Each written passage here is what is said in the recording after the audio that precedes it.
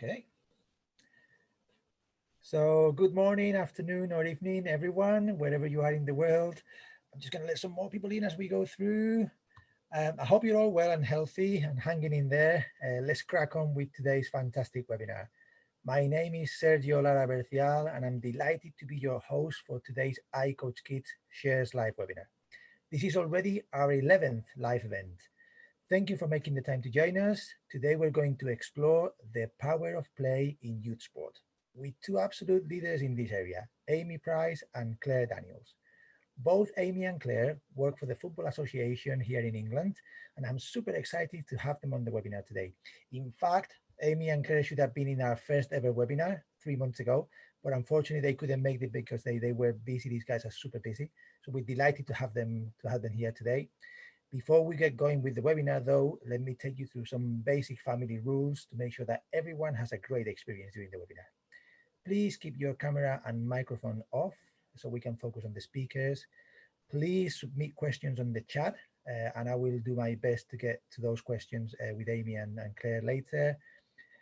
Please spread the word and really go on social media and post things during the webinar, after the webinar. We want to grow the family.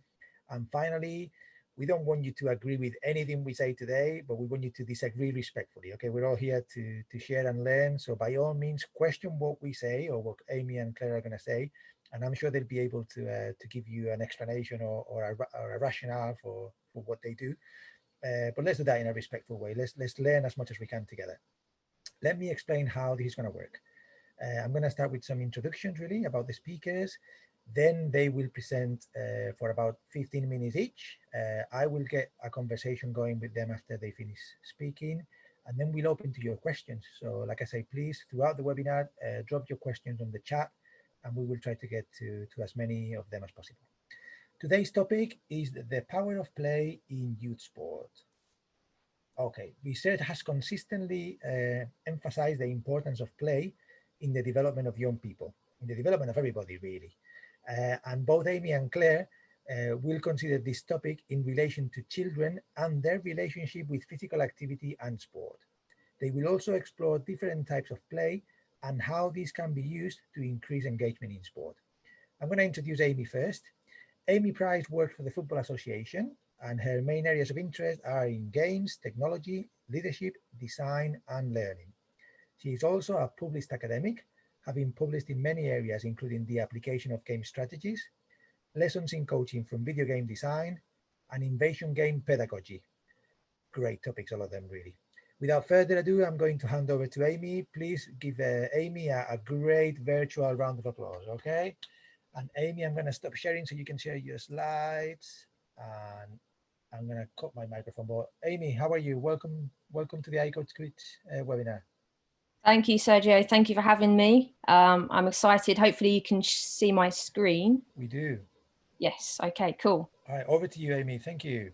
Okay, so you might notice a little bit of a Mario theme running through the session today. That's purely because it was like my childhood favorite game, video game, and actually in adulthood, it remains my favorite game. So emphasizing probably the point around play is helpful for kids as well as adults. And this statement here, how do we make learning feel like play and play feel like learning, is probably like the big question that I was looking to answer or try to explore when I first noticed and looked into video game design and how beneficial it could be for learning. You know, kids love it. We love playing games. Adults love playing games. So that's the big question that I guess will be underpinning the rest of the presentation. Now, just trying to move on to the next slide. Here we go. So the person that's really inspired all of the work that I've done to date in this area is James Paul G. So he's written loads and loads of stuff around like good digital game design. So he would say that there's 3 principles that underpin good digital game design: empowerment, problem solving, and deep understanding. And he believes that video games have potential for really deep learning and good performance as well. And yet at the same time, it's enjoyable to do, even though it's really hard sometimes. And the way they're designed through the different design features. G identifies 13 design features in good digital game design. And I recommend looking into his work if you want to have a look at those features in a little bit more detail. But these features are what makes games pleasantly frustrating, as he calls it. There's that element of the challenge is hard but doable, and effort is paying off, in his words. You know, the feedback is just in time and on demand. The way the game reacts back to what you do, and then you react back to the game. There's a clear narrative in a video game as well. If we go back to Mario, it's real simple. You've got to save the princess. that's all you've got to do. And there's just so many layers to the game, and so many ways in which you might try to get to that point.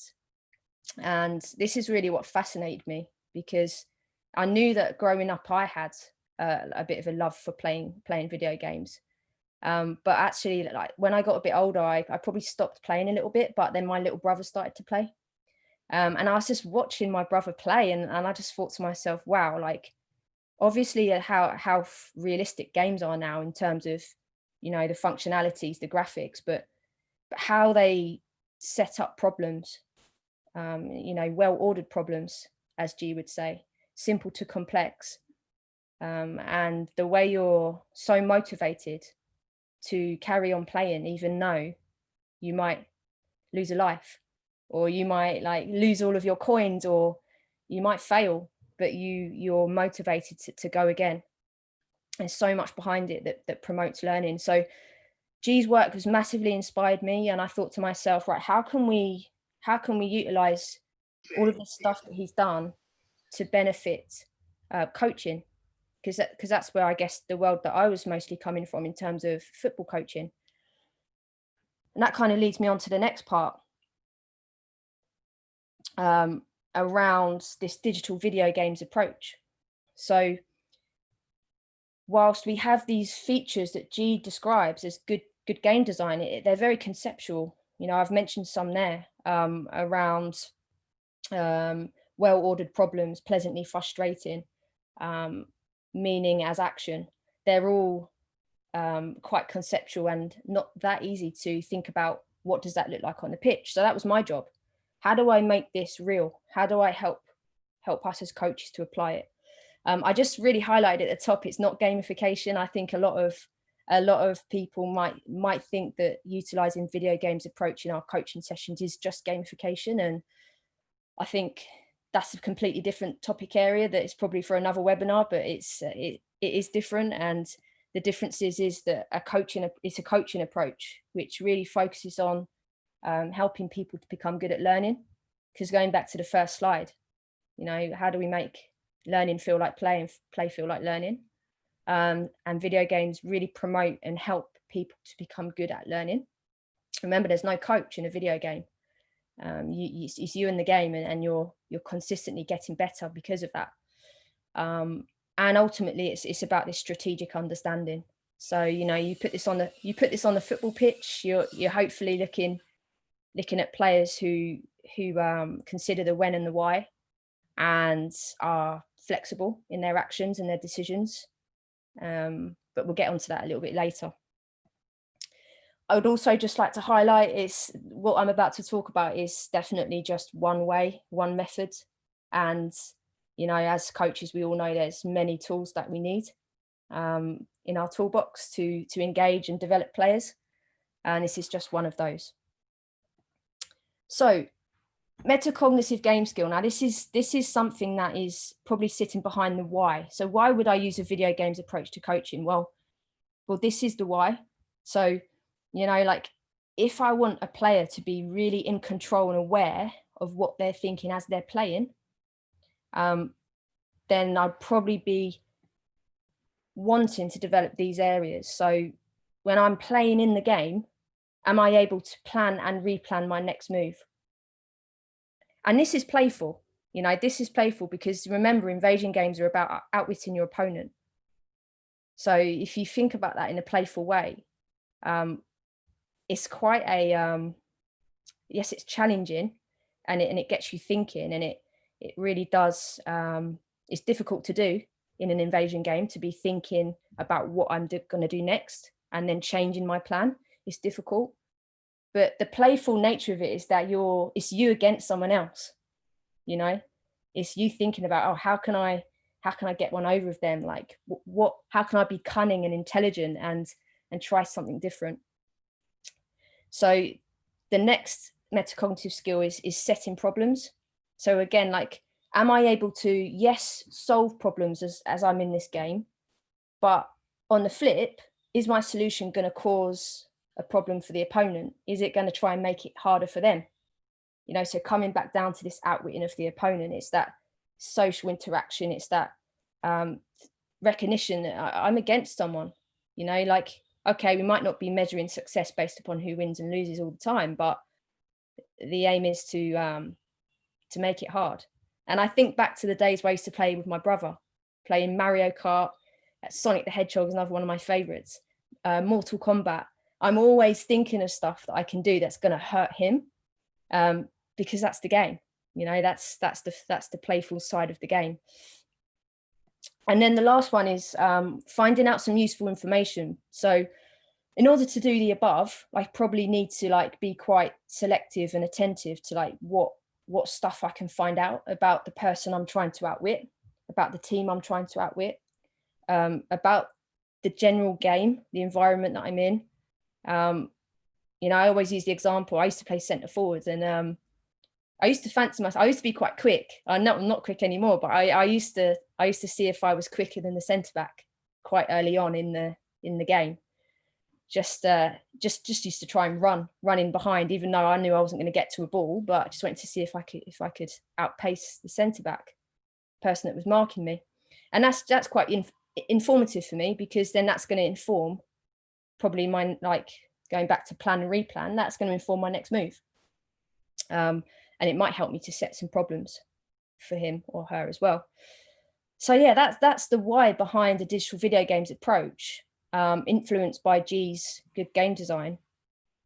And I just think this bit's really important because, you know, I guess we're all really passionate about creating environments where people are learning, are enjoying learning, are progressing and developing. And I think sometimes video game design might be perceived as just a tool that engages and is fun and is enjoyable, but that's all great, and hopefully that happens. But the ultimate piece here is it's about learning and game understanding.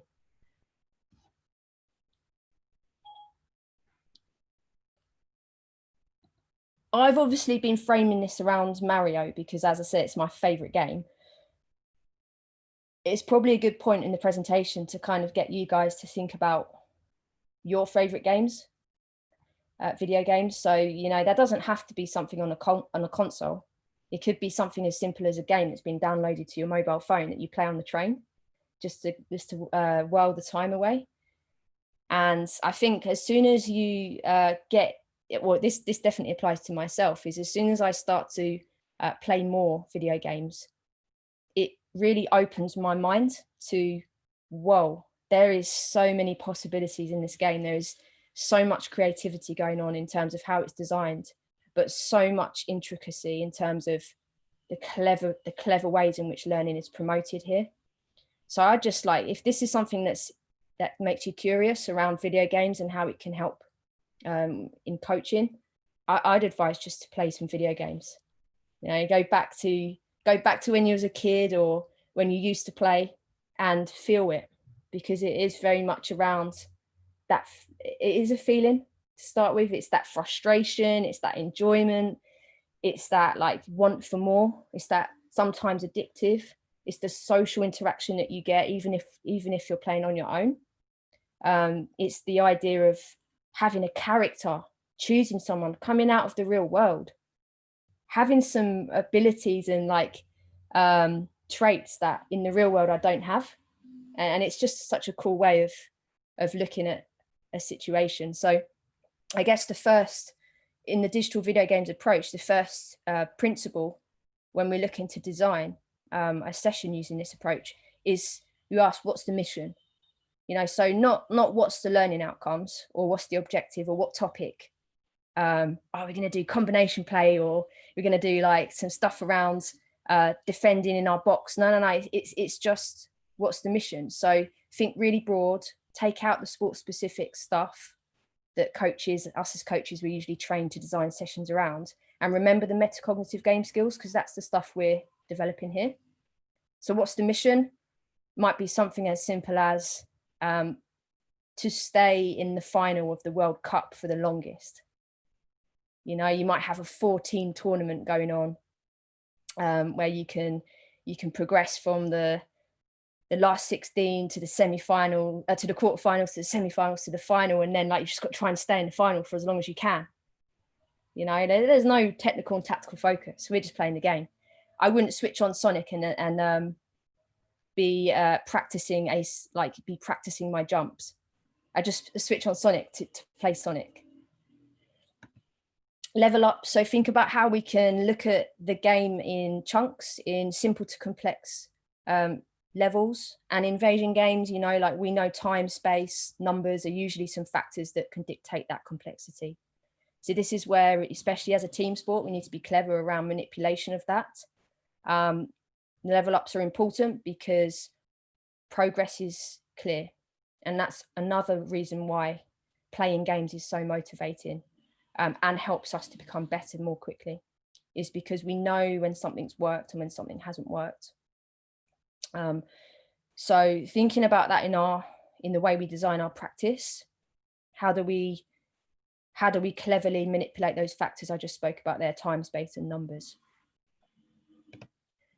The next factor here is earning a superpower, often confused with giving a superpower or just helping someone that looks like they're struggling. It's definitely not that. It is very much, we're going to chuck some superpowers into the game design, and we hope that players will realize when they need the power, why they need it, and figure out how to use it effectively. Because as G says, they're temporary. It makes you more effective for a short period of time. And this is where we can be ultra unrealistic. You know, let's be unrealistic. Let's chuck in a superpower that, will never happen in competition. You know, like one of the best ones I ever heard about was the invisibility cloak. Can't be offside. Love it. Yeah, obviously it's not going to happen on a match day, but it's not the point. The point is that you're helping the player to understand when they need it and how to use it best for that short period of time, and to see the game in a new light, through a different lens that they would never have seen it otherwise. You know, you can look at invincibility and stuff like that. Well, what happens if if I pick up the power, which could just be a bib on the floor, and I can pick it up when my team have the ball? What happens if that makes me invincible for my first 2 touches of the ball? Wow, that's going to make me see the game different. That's cool. That's going to work on that metacognitive game skills. Using the pause button. This is a real, I'd say, in education, in coaching, it's a real tough one, you know, for adults and kids. How much have we ever had before an opportunity to stop and start learning ourselves? You know, we're used to a coach or a teacher doing that for us. So when we need a break, when we need to, you know, make the task more challenging, you know, how often do kids say, you know what, I'm enjoying this, but I want to make it harder. I want to fail some more so I can learn some more. You know, or I think we need some help here.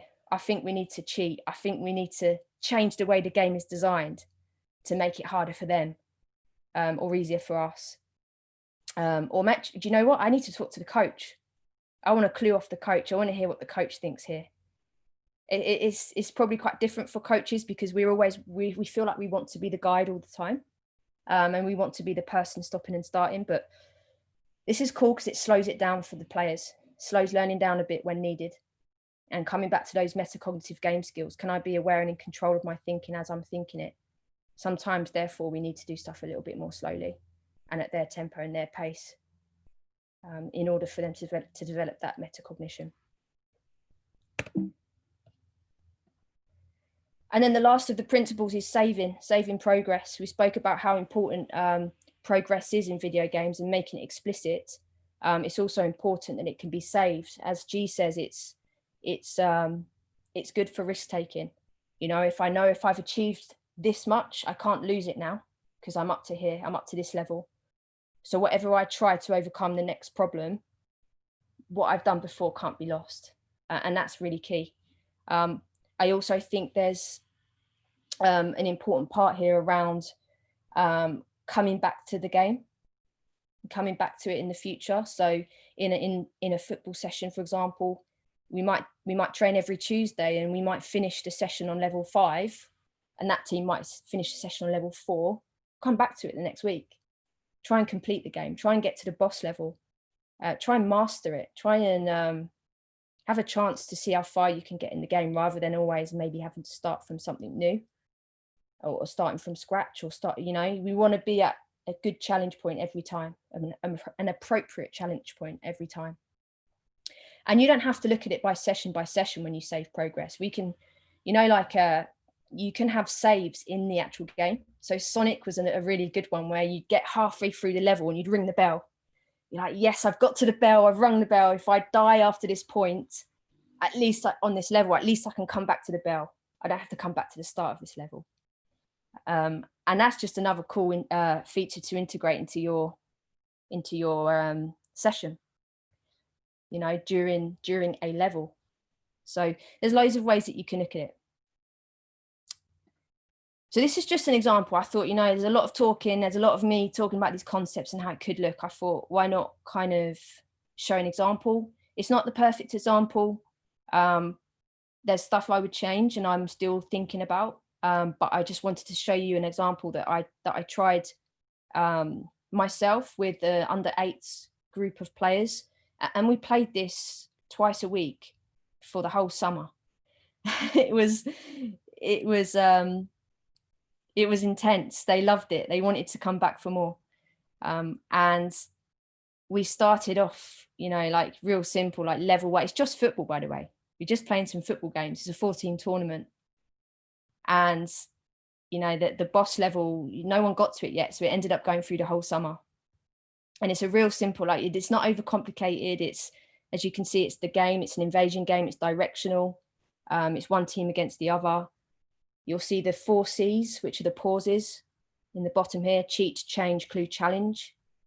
So when a team paused, that's what they could choose from to utilize. We use the ghost as the invisibility cloak to play offside in this.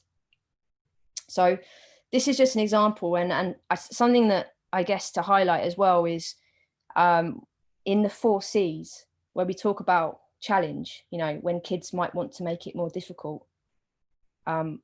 It's not a technical or tactical challenge that you set them. And this was something I was trying to get my head around.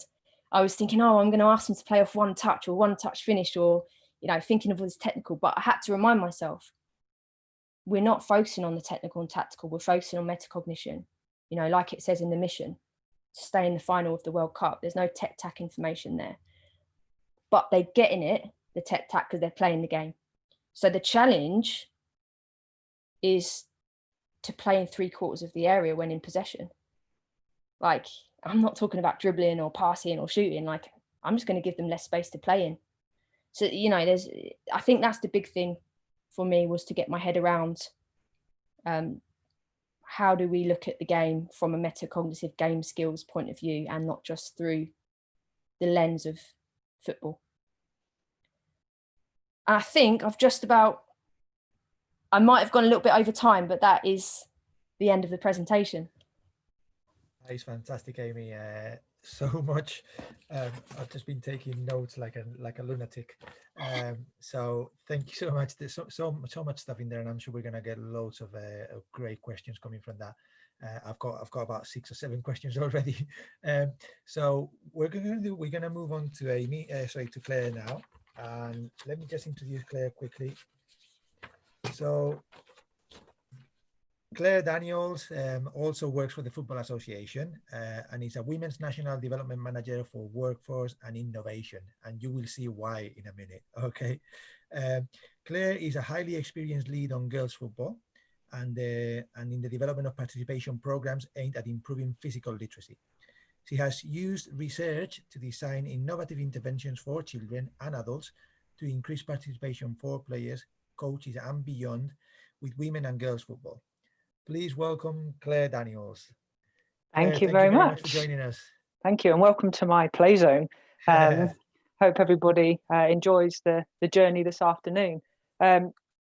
So, for me, this is one of the most important statements that hits me like a bus every time I see it. Play, it's all around us, yet goes mostly unnoticed or unappreciated until it's missing. And as soon as those kids disappear, we think play doesn't exist. But play does exist. Play exists in a format and functionality that fits children today, which, as Amy's just been talking about, is mainly digital play on a computer game at home, because they get accomplishment, meaning, empowerment, and challenge, fit for purpose when they need it on demand. Whereas for sport, things are a little bit more challenging. So today on this very whistle-stop journey, we will consider play and children's relationship to sport and physical activity, and ways that you can increase engagement for children, but especially girls, really, because that's where I'm focusing on. So I'd like to take a moment, and I'd like you to remember back to when you were young. So shorter, smaller, more, at one with the world, and feeling almost like the young Peter Pan version of yourself. What did you used to play? Just take a moment and think about it. What was it? Was it games outside on your own? Was it games outside with your friends? Was it games inside your house? Was it playing with objects, playing imaginative games, playing what was it for you? But now take that a step further, and how did that make you feel? If you remember it, there's a reason why you have a memory, because you have a positive association with something that's happened in your past. The question that then presents to us is, if we remember play so positively, how do young children these days remember sport? Especially those children that would fall into a categorization of called being not active, infrequent with their movement, competent movement, or sporting activities. So we have a continuum in terms of physical competence. And if we look at that in isolation, each one of the children, whether they're male or female, sitting across that scale, will have a very different association and relationship with sport. If you're engaged in sporting activities, you're going to look back with sport and go, do you know what? I really love that. I remember playing Kirby. I remember playing World Cup. But if you're down the other end of the scale, and Sport England have told us that we have a whole plethora of young children and young adults that are now not active, is that relationship going to be the same? If you consider the definition of physical literacy, which is the motivation, confidence, physical competence, knowledge, and understanding to value and take responsibility for engagement in physical activity for life, it isn't something that we can just develop in isolation. We have to develop the whole thing. Because with girls, if we get this wrong, we get a whole bunch of children that are completely disengaged with sport. But the question to ask is why? Why do we get this disengagement? And it goes back to those early activities that children would have played on the playground. Consider how your playground used to look when you were younger, and now compare it to what we see these days. In the UK, the difference is stark, but there are some similarities that are timeless. You will have somewhere on that playground, or at some point during a break time, a mob game of football. When I was at school, it used to be every year group, year 1, 2, 3, 4, 5, and 6. And I can always remember in the summer, it would be like 50 versus 50 on the field, going through, the game of tag, the sit down daisy chain. And it was always on from the second the lunch break started. But going on around the outside of that activity, around the hustle and bustle of football, is, what do you see? You may see a couple of young girls on the extremities of that football game. Those are the girls that would always gravitate into an invasion game sport. They might move into hockey, they might move into rugby, into netball, into football. But they're on the outskirts of that game, or they're involved and embedded in it. The rest of the playground is a lot more sedentary. But also there's a difference in terms of the social relationships that exist within that area. For those girls that fall on that latter scale of being not active or infrequent, their social groupings are a lot smaller. If your social groupings are a lot smaller, the type of social development that you're exposed to is very, very different. the opportunities to manage conflict, be it direct or indirect, is incredibly limited. So when those young children are placed within a football game or an invasion game environment, lots of things start to happen. They become overwhelmed, they become stressed, and they go into a flight or fight response. And normally, and I'm sure most of you will be able to associate with that, they start to talk. That's it, as they move into a state of panic. Whereas that doesn't happen with the boys. And this is why. The boys that are playing in, the big mob football game that we've seen on the pitch, the youngest child from year 1 is expected to keep up with the oldest child in year 6. But if that child gets knocked to the floor, he has a choice, or she has a choice. I either stand up, carry on playing and carrying on engaging, or I step away. The oldest child makes the decisions, leads, takes ownership and autonomy. When we're playing on this playground game and Sergio comes in with a really bad sliding tackle from behind, takes me out and I hit the deck, straight away, the decision making from those young children without any adult interference happens really quickly. They take the ball, they make a decision. It might not be true and relevant to the game, but a decision happens. And they'll obviously award me a penalty, which will be taken from the middle of the pitch, and bang, the game carries on. And as this game develops, Sergio and I are playing and our team's winning 6 or 7-0. What do the children do? They stop the game, they rebalance the sides to make it 60 versus 30 because they want the challenge. They want meaning, accomplishment, and empowerment, the same things that they feel and experience when they take part in video games. But girls are different. Their play is different. It's reversed.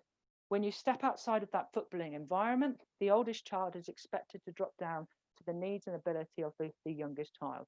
They are true to the stereotypes of mothering and nurturing, and this becomes problematic because when they are put, like I said, in that invasion game space, things become overwhelming and something that they would like to avoid, completely avoid, because of the way it makes them feel. Consider interactions with a soul best friend. You limit what you can learn and develop. So what we have tried to do at the FA is look at play in its purest form to try and help those that are at the latter end of that physical competence scale to develop a lifelong love of sport. And that's going to happen through play. So what is it? To start with, it's a child's right. It's part of the rights of the child. It's Article 31. And when you look at the definition within the article, it talks about fun, uncertainty, challenge, flexibility, productivity, the same things that Amy's spoken about in her presentation on gamification. Not gamification, sorry, Amy, in Amy's presentation. But everything that you do has to have the child at the heart, and it needs to link to their motivations, not ours as the facilitator. Our job is to provide them with some tools that gives this spontaneity to come to life. So we've started to use storytelling, but not turning up and making a story up or theming a session, physically having a storybook that has been specifically written to bring out all these different types of play that's going to give girls the opportunity to develop the building blocks that they're currently missing through their social interactions or the types of way they engage in play on the playground. The one that's quite maybe controversial is, what for me it isn't, is rough play. An invasion game is the idea is to beat an opponent, and if you don't beat that opponent, you're going to get knocked to the floor. And with the example of the year 1 playing against the year 6 children and getting knocked down, they have to learn their physical strength, the resilience, because those parts are key components to the game. If we can utilize different senses, we can really immerse children in imaginative play, because this is the power of a child's imagination. Children are the most creative beings on the planet. They are experts in it. I'm old now and I would call myself creative, but put me up against a 10-year-old and there is no competition. The experts are stood right in front of you. They just have to be given the environment and the freedom to have that opportunity to create things for themselves. The challenge that presents to me is I don't know what I'm going to get. which makes me feel vulnerable and exposed, because I have a lovely session plan where I've drawn maybe a rectangle or a square. And by giving that complete autonomy to the children, straight away I'm on the back foot because I don't know what I'm going to get. And every time I've delivered one of our shooting star sessions, I've got something completely different every single time, because it's the child's right to lead the play how they want to. And there's things to draw out of that. We look at a session when children are running around, whether it's a basketball training session, a football training session, netball, hockey, and lots of things start to happen. You might see one of the children playing on their own, engaging in the practice on their own in solitary play. And straight away, our immediate reaction is to try and get them to collaborate with others. Why do we do that? Because that's what we planned. But my challenge would be, instead of doing that, could you just step back and have a look and try and ask yourself, why is that child playing or undertaking this task on their own? Because it's a real key milestone for you to understand where they are in their development. It might be that the activity is new, and cognitively they need to understand and embrace the challenge before they're ready to start cooperatively collaborating with other people. Over a few weeks, you will start to see that development. But if you're forcing it and not standing back and just letting the kids play and engage, you're potentially missing key opportunities for the children to grow and develop. So how do we get the challenge right? And like I said, it comes to storytelling. One, because it gives the opportunity to just play. Because if I'm telling you a story, it's my story. There's nobody can tell me that it's wrong. It's a story. So by using that, it gives me the premise to fail.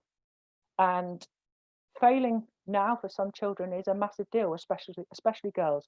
They have a perfectionist mindset, and perfectionism is a real, I guess, development. That's their Achilles heel.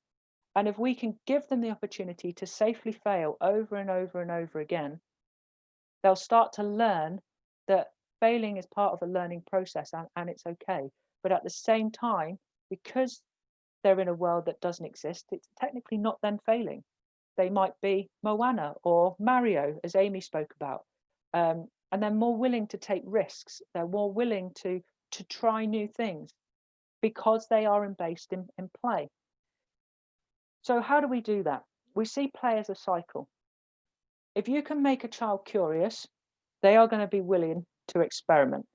And if you can get those two things working, you're going to start to develop creativity. Not only will you see the results of creativity within your actual session, but remember the wider holistic development of the child. They're a member of society, they're a member of school. And this creativity starts to show in English, in their writing, in the way they engage, the way they play. And this becomes a complete cycle. We all talk about wanting creative players. Messi, we'd love to have another Messi. We'd love to have another Ronaldo. Creativity doesn't happen by accident. It's done and instrumented in children through really carefully planned sessions. By that, I don't necessarily mean, here's my arrival activity, my practice, my game. It's more about, what question can I pose to little Johnny that's been engaged in solitary play that's going to make him curious and be more willing to experiment with the challenge that I'm going to pose to him. Because it always comes back to the point that the child is at the heart of this process and it's their play. But if I can get them to have fun, have challenges, be flexible, their productivity will subsequently increase in what we're aiming and challenging them to do. So, some top tips. Start with intrinsic motivation. Embrace choice and autonomy, and at the same time, just be vulnerable. It's okay to stand there and be completely out of control. It happens to everybody. You never know what children are going to do. I've delivered a session when we talked about a runaway train, and the train of children left the area we were playing in and didn't come back for about 12 minutes. And 12 minutes is a long time, but when you've got children accelerating, decelerating, copying, immersing themselves in a challenge that they're creating, why stop it? Because my piece of paper says something different. Try and scaffold the journey for each child and embrace play. Look at the types of play they're engaging with. Is it collaborative? If it's cooperative, is it rough? And how can you then help them to manage their own journey? because there's no point in developing behaviors in isolation. If we're looking to develop a love of sport for life, that can't just happen for a once a week session that they have with you. If they really love and immerse themselves in play, which is what we see in storytelling sessions, they're then replicating that autonomously led on their own time in breaks and lunch times. So they're then repeating movements, they're getting greater practice, they're reducing the deficit between other children that have potentially practiced and engaged in sport for many, many, many more years than they have. And let them play in their way. Every child is unique and different, and we always talk about embracing that. But letting that happen, that's tough. I can tell you how many times I've watched a session and I've had to bite the insides of my cheeks just to stop myself saying something because I wanted to let the play happen. It's a challenge. The challenge is to then, as a coach, use your observation skills and watch the emotional development of each child and try and challenge them through high order questions. Plant the clues, let the seeds grow, and see what each child comes up with. And remember, play is magical if you let the story begin. And we only want children to engage, not for an hour a week, but for their whole life. So we have to develop their confidence and competence across that spectrum to see, if we can keep them involved in a sport, be that football, hockey, netball, rounders. The journey and responsibility starts with the people that lead that journey, which is us. Thanks, Sergio. Thank you, Claire. Again, another cracking presentation, really, with lots of. Always the sign of a great presentation is always that it raises more questions than answers. And I've just kind of written a couple of pages full of notes, really, from your two presentations, and I'm going to get the conversation going. Claire, if you don't mind, stop sharing the screen so we can have also Amy on the screen with us there. Perfect. Okay, well, again, thank you very much to both of you for two very thought-provoking presentations, really. And one of the key messages that I've taken and that I want to play back to you is the idea of this idea of play, or the video games approach, is not a gimmick. This is about learning, okay, and about engagement, and about bringing, creating that desire to play for life, okay. So I'm going to start with the idea of learning. Amy, you mentioned that the goal was deep learning. So take us back a little bit to what you meant by deep learning. What does deep learning look like? What's the purpose of deep learning? Yeah, so I guess from my perspective, it's about having an impact, the experience having an impact on the person. And I don't know how we measure impact. But something I've been looking into at the moment is what's the difference between like deep understanding and understanding whilst I'm in that learning situation. And I'm kind of still exploring that, but in my opinion at the moment, based upon the reading that I'm doing, it's linked to this idea of being aware, being in control of how I am responding in this situation, how I approach my problem solving, how I am making progress, how I am flexing. And that's, for me, that's a big thing, because I guess through play, if it's well-designed play, there should be opportunities for the player or the child or the adult to change, to flex, to use a different solution, to change their problem solving process. And for me, that's demonstrating a deep understanding and hopefully an impactful or deep learning experience. Well, learning is connected to the idea of change, really, of becoming someone different a little bit. Okay, Claire, how does that work in your approach? What's your measure of success, or how do you measure the success of one of your sessions or programs? So all of the Shooting Stars programs have been independently evaluated by fellow academics at universities. looking not only at their physical development, but also other holistic traits such as their leadership, their confidence, problem solving, creativity.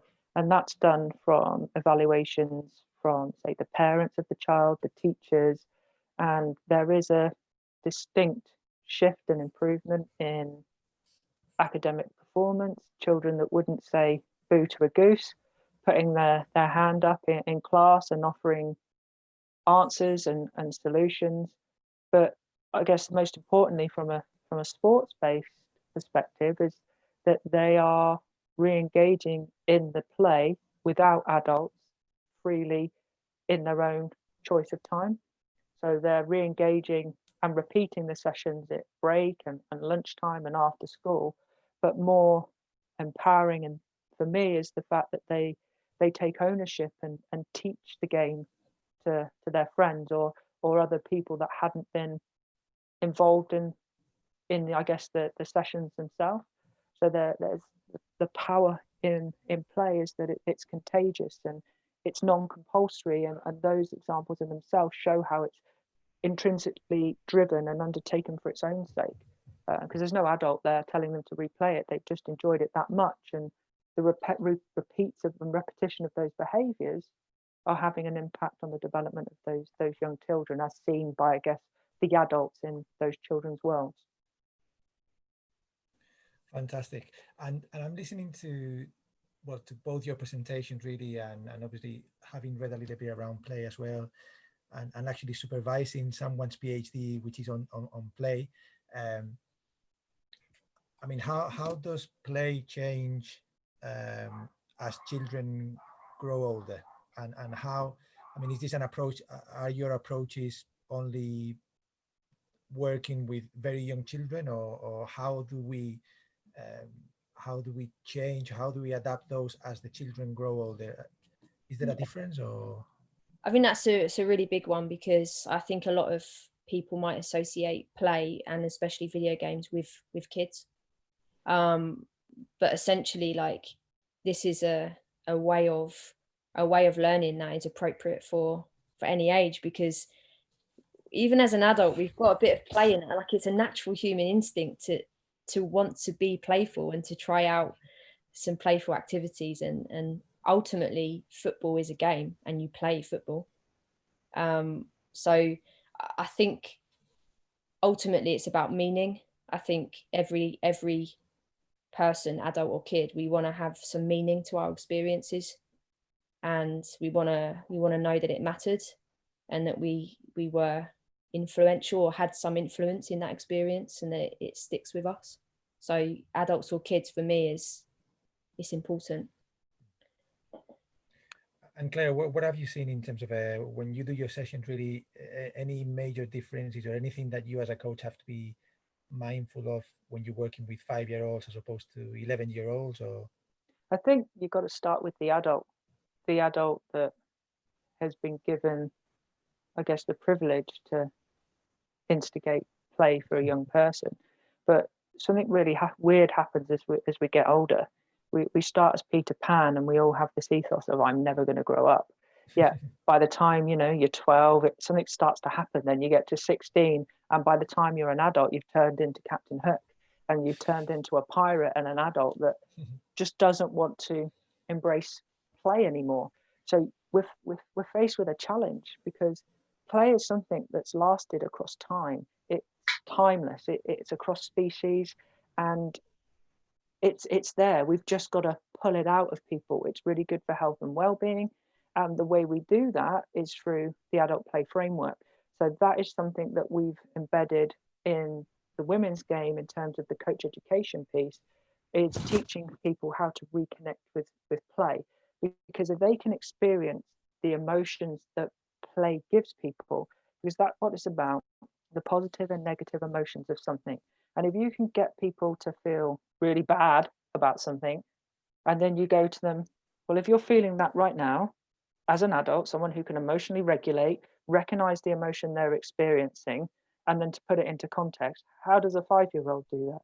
Because if we can get them to have some empathy and some understanding as to the way young children may feel, then we have a better chance of allowing them to embrace play, but then also see the wider developments. If their entire education that they engage with us on is play-based, they start to enjoy it and reintroduce it as a habit for them. It's repositioning the definition of what play means for an adult. That might be golf for an adult. That might be playing with Lego. That might be going for a walk with friends. Or, you know, some people are so intrinsically driven, it might be writing pieces for Wikipedia. It's just making sure and giving people the permission as adults to play, because society says, no, that's something that children do. But all we need to do is reposition it and tell them, do you know what? It's okay to play. Have permission to do it. It's really good for you. It's really great fun. Amy obviously plays Mario loads and loads of time. It's great. Carry on with that and that. I like to play Formula One. Do I do it all the time? No, but it's something I love to do. So if we give permission, choice, and autonomy in the same way that you would give to children, then the principles become timeless across age groups and generations. Claire, can I just jump in there? Is there something around like play for adults as well being how we communicate with each other? Yeah, I think so. You know, like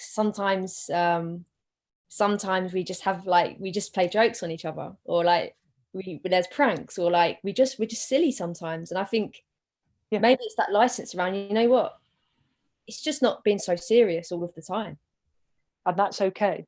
And that's fine. That's natural. Like you don't need to worry, you know, if you've got your suit on, it doesn't mean that the persona of the suit is you can't play because you're serious and you're at work. Sometimes the hardest work is play, and from play comes out the most powerful, deep learning that you could have ever experienced, because you were willing to embrace vulnerability and dive headfirst in. Yeah.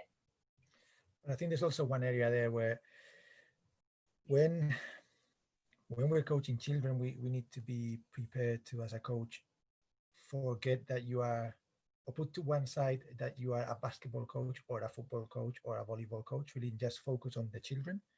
And because the moment you want to just constantly see improvements on their basketball skills or their football skills, you are bound to then fall into the trap of, well, I've got to do this drill or this game that is just going to give them that, and straight away you're removing the playfulness. Or how do we I mean, in your experience, because obviously with the FA you do a lot of work in supporting other coaches explore these approaches, really. How do we get this across to coaches? What are the biggest barriers for coaches to be more playful or to think more from a play point of view? I think depending on the context, probably of the coaches we're interacting with, there might be an expectation on the coach in terms of how they perceive their role. Maybe often we perceive the coach's role as the person that is responsible for performance, and the coach feels under pressure to for their team to perform in a certain way or to achieve certain results. And I think that's a really hard thing to break down and to change the mindset on. And I guess it's repositioning the purpose of the coach and the role of the coach. And as Claire said in her presentation, emphasizing maybe the holistic stuff that doesn't just happen in the session, but will happen in life for that young person or that adult. I also think it's worth matching the motivation of the coach with the motivations of the children. So within the women's game, we have 4 pillars. One is called for learning, one is for fun, one for competition, and one for talent. So if you, I guess, go to a Wildcats program, that's a community offer. It's all about friends, fun, and football in that order. So if you're a coach that's all about competition and you're wanting to facilitate one of those sessions, we've already got a massive mismatch. So there's a problem. Either the children aren't going to come back, or the volunteer isn't going to come back. And that's wrong on both parts. One, because the game doesn't exist without the volunteers, and 2, the game doesn't exist without the children. So if you have a motivation as an adult to, really want to win and want to drive that forward, there's nothing wrong with that, but move yourself into a competitive pathway with adults, because the kids still need to learn and develop the game. So match the motivation with the with the child, the young people in front of you. That's really important. And then secondary to that is become really good at watching, really good at observing and posing a question. You know what you want your session to do. The challenge is to give each person within there some sort of meaning and empowerment that gets them to really connect with the game in the same way they do with a computer game, that you give them just enough so that they get that gratification piece nailed. Because if they have a poor experience, they live in a world now of instant gratification, they're not coming back. So that responsibility that's on your shoulders as the coach, and I'm very aware of it now, is the statement that, you know, hangs such a weight on me is don't become that child's last coach. Because for one instant or for one moment, you forget. The day you've had takes over and they get a Jekyll or a Hyde, or they get something that didn't enable them to play and they don't come back. Because we've lost the child from sport for life because of adult influence, and that's not right. And to me, that's key, really. That's like you say, it's been one of my biggest realizations really over the last few years, where if they're not there, I can't teach them anything. So I need to make sure that they keep coming back, and just, if I've got something that I really want to teach them because I think it's important, I'll have to wait for the right time and moment to do that. But the priority is that they keep coming back, and then I'll have a chance to do that at some point. Sergio, is there something around like play is still competitive sometimes for some people, and like acknowledging that's okay, and that's sometimes what, for some people, what makes it meaningful and makes learning stick, or makes it deep, as we spoke about before? Well, I think I agree. I think I think one of the best things about a games-based or a play-based approach is that it can mean different things for different kids, and you can set up something that within that environment, a child that is very competitive is gonna get something from it. A child that is less competitive but is more social, or even that might be shy because he feels less competent, if you set the right game, or the right, the right story, as Claire does, I think you can cater for all of them. I mean, you probably agree with me that the idea of differentiating and hitting everybody, to me, is the hardest thing to do in coaching. Yeah. How difficult is it with, in your two approaches? How do you differentiate? I guess in one of them we have a set of dice, so the children own the differentiation, so that the responsibilities off of that of the adult facilitating the offer, because the differentiation spectrum when you're talking about physical competence is sometimes so huge, and you see it more and more in schools. So let children own that themselves. Roll a dice, have a go at physical move, get a certain number of points, and when you're ready, you can progress on to with a ball. Whereas some kids will do that really quickly, other kids won't, and it enables that practice time and repetition to just happen autonomously, without the coach having to think Joey needs a challenge, Janie needs something different. It just happens, and the kids own it and run through that and learn the practice and routine of having that autonomy, which they then thrive on and are able to apply because they're challenged immediately to their own abilities. In terms of storytelling, the storytelling piece, the children will engage in that in their own way, because like I said, they're not there as Claire, they're there as Moana or Mr. Incredible or Elastigirl. So they will challenge themselves and push themselves through their perceived capabilities of that character, which will stretch and grow more and more each time they have a go and engage. And Amy, how does that work for you? Because I mean, one of the things that, as I was saying before, off camera, before we started, really, video games literally passed me by when I was younger. Okay, so I've learned about video games through my children, and I just sit there and I've seen, for example, my youngest son's evolution on Fortnite from a complete beginner to a super expert now. Okay, and I've just sat there on the sofa behind watching him and going like, my goodness, these guys do so well that a complete beginner enjoys the game and an expert enjoys the game.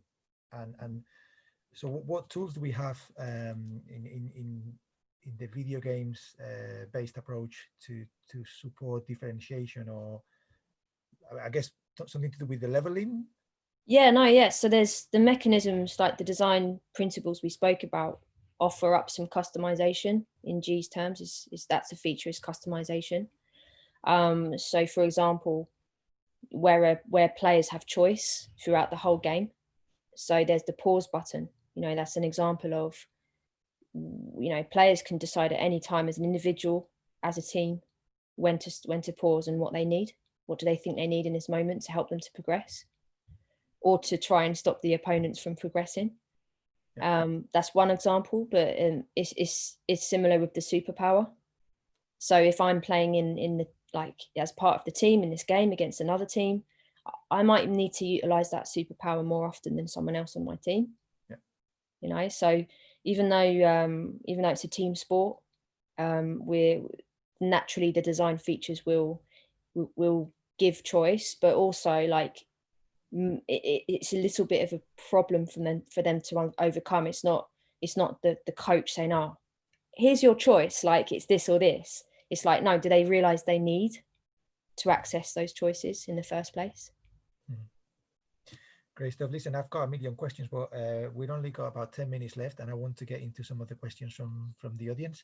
So there was a question from Phil first around the idea of extrinsic rewards, and how do we balance the particularly from a video games approach, how do we balance intrinsic rewards with extrinsic rewards, or how do we do that, and how important is it that we are providing intrinsic rewards versus extrinsic, or what's the difference really? Yeah, I guess my understanding of gamification is quite heavily linked to extrinsic reward in order to influence behavior. I would look at a video games approach as more intrinsically rewarding as a means to impact learning, because it's about overcoming problems. And it's probably that sense of fulfillment when I've leveled up, or a sense of fulfillment when I finally figured out how to earn that superpower, and that I figured out how to work it when I do have it. So it's definitely playing on the player's sense of achievement, and because progress is so obvious in a video game. And that's what they do so well. I mean, when only this weekend, my child, I was making the most of a little bit of sunshine we had in Manchester over the weekend, and I was outside having a coffee with my wife. Yeah, coffee is sad, right? But that's what we do at the weekend, coffee now. We've got that old.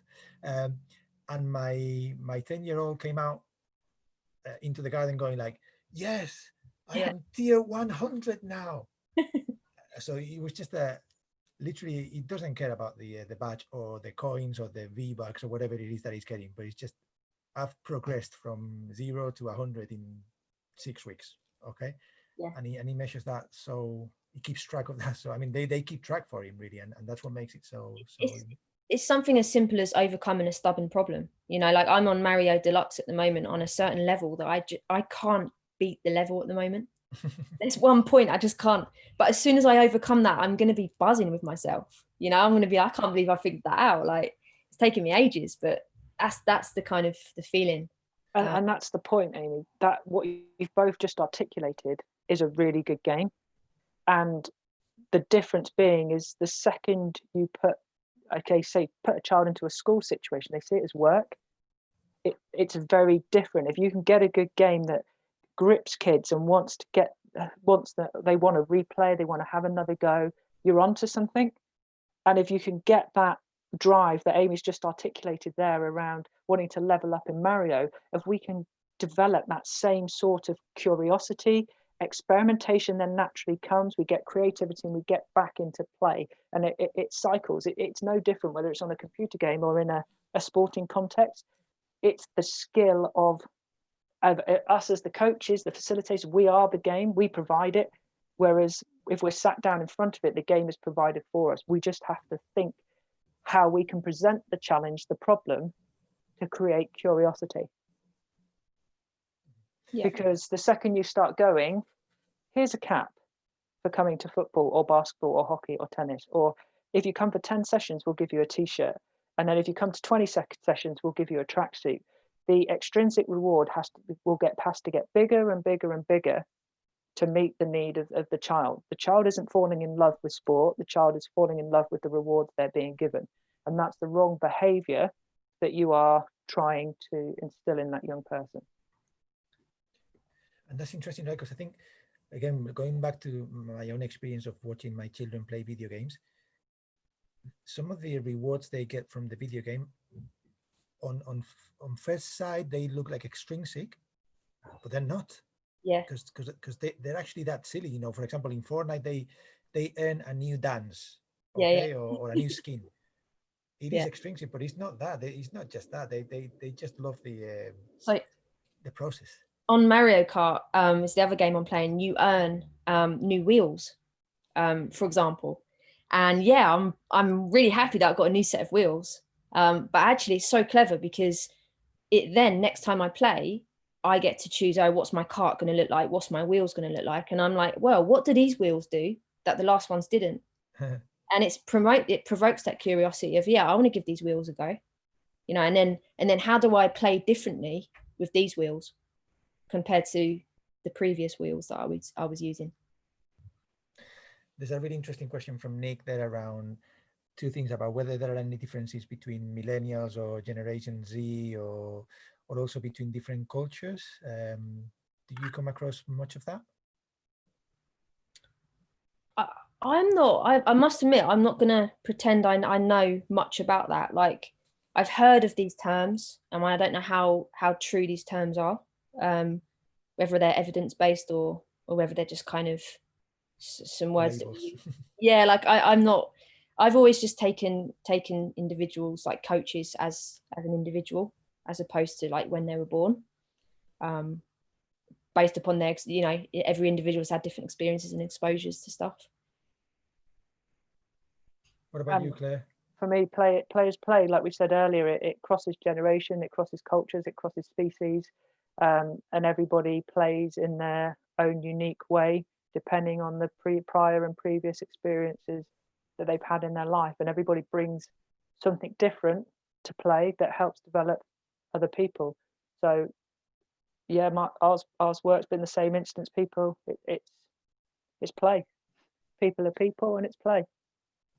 I mean, it's probably one of the very few advantages of getting older. I've been coaching now for nearly 25 years, and someone 2 days ago, when I was a guest in a webinar, asked me, are children differently now? And I thought, I don't think so. I've not seen any major changes really over the last 25 years that in terms of what I deal with them really. And someone said as well, actually, as a species, we don't evolve that quickly. So in 25 years, it's unlikely that we've changed that much. I just think it's, as you guys said, is coach the person in front of you, and I don't think the main differentiator there is whether they are Generation X or Y or millennial. So I think that there are other things really more than when they were born. David had a question around, I think it was for you, Amy, around what do you mean by allowing children to monitor their journey during play? I don't know if it was Amy or Claire who mentioned that. Yeah, so it might have been myself. So I guess with that, it's as I'm playing the game, am I able to realize whether the solutions I'm using to solve these problems are working or not? Because we often focus on problem solving, which is great, but how often do we focus on people's ability to monitor the effectiveness of those solutions and when they need to change their solution or change how they arrive at their solution? And yeah, so for me, it's obviously a very difficult skill set when you're in a game like football, where it's so dynamic and things are happening all around you. But, you know, there's definitely times where you can slow your thinking down and start to be more aware and in control of that. And we can, as coaches, fabricate those moments as well. I mean, something that I've done a lot for the last 10 years is stop sessions and give them time to think. You know, and traditionally people, and still I get this, you know, when people that are watching me coach, they go, you're wasting practice time. No, No, I'm giving them time to Giving develop them learning their time. metacognitive skills really, and Yeah. because otherwise, there's, you know, like you say, the game is too dynamic for a 10-year-old to be able to do that thinking on the go. Yeah. You know, or for most 10-year-olds to do that thinking on the go. So we have to create those opportunities really to. And they can create them. So if the game is designed with pauses, and I know if I'm a player, I can pause, then I'm pausing when I want. I'm slowing it down when I want. You know. Amy, I listened to I think the podcast that you did with Stuart Armstrong, and you mentioned the idea of the fishbowl. To in the middle of a game, you may have a space, the fishbowl, where they can go there and practice the skills they need to then play in the game. And I've used that a lot since I heard you say that. For example, we do one-on-one competitions in basketball, where if you lose your one-on-one, then instead of going straight into another one-on-one, you go into the fishbowl for 30 seconds to think about why you lost the one-on-one and what skills do you need to work on for the next one-on-one. And then from then they go to the next one-on-one game. And it works really, really well. So that's one of G's 13 features is fish tanks. So he says, you know, good games will allow you to drop out of the game and have a tutorial. And it's that intrinsic motivation to learn and to improve. So if we're in the main game and I realize, wow, like a skill that I need to use to implement this strategy is long passing. But I'm not very good at long passing. I keep failing. I keep giving the ball away. Do I realize myself that I might need to drop into the fish tank just to practice some long passing? And that gives it meaning. Yeah. Often kids don't like unopposed practice, or we think they might find it boring, but now it's got meaning. Now I've practiced it. I'm going to come back in the game, and now my long passing might have improved, or at least my confidence might have improved. Completely. All right, listen, another confession from me about getting old. I need to finish early today because I've got a dentist appointment, okay? It's a really sad day in my life, drinking coffee on a Saturday evening and going to the dentist. But listen, before we go, I just wanted to thank you so much for giving us your time and expertise today. It's been absolutely fascinating, as always, with you two. Thanks to everybody for joining us today. Please spread the word and let everybody know about this webinar so they can watch it on our YouTube channel. Also, please join the iCoachKids family on any of our social media outlets. Go to our YouTube channel and watch any of the 120 videos that we have there for every coach. And if we can, please, can I ask everybody again to virtually thank Claire and Amy for a great webinar. Thank you very much, guys. Thank you. Thanks for having us, Sergio. Yeah, thank you very much. Thank you so much, indeed. everybody. Stay safe, stay connected. Bye-bye. Bye-bye.